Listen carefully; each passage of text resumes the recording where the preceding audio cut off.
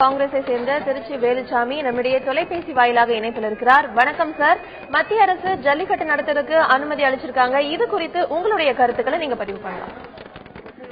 தேர்தல் வருகிறது என்பதற்கு அதாவது யானை வரும் பின்னே மணி ஓசை வரும் முன்னே என்பதை போல தேர்தல் வரப்போகிறது, ஜல்லிக்கட்டுக்கான அறிவிப்பு வந்திருக்கிறது.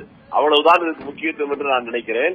இவர்கள் உண்மையிலேயே மாநில அரசும் மத்திய அரசும் இந்த ஜல்லிக்கட்டு மீது ஆர்வம் இருக்குமானால் இந்த 1.5 ஆண்டுகளுக்கு 2 ஆண்டுகளாக நடக்காமல் இருக்கிற போது எப்போதும் அது வந்திருக்க வேண்டும். இப்போது வருவது இந்த தேர்தலை கருத்தில் கொண்டுதான் அவர்கள் அறிவித்திருக்கிறார்கள்.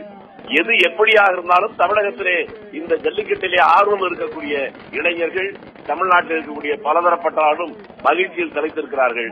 அதற்காக இந்த அறிவிப்புக்கு நாம் பாராட்ட செலுத்தலாம்.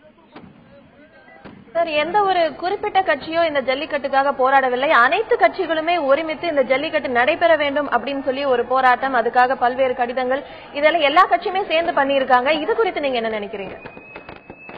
சொல்றேன் என்னன்னு கேட்டா, இந்த மாநில மத்திய அரசுகள் இரண்டும் இந்த உண்மையிலேயே இதை நடத்துவது அவருடைய ஆர்வம் இருக்குமானால் 2 ஆண்டுகளில் நடத்தாமல் தடை விதித்திருக்க வேண்டிய அவசியம் இல்லை. முன்னாலே இந்த அறிவிப்பு வந்திருக்கலாம்.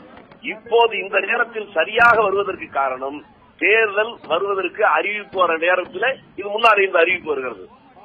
அவருடைய நோக்கம் அதுவாக இருந்தாலும் நமக்கு அது மகிழ்ச்சி அளிக்கிறது.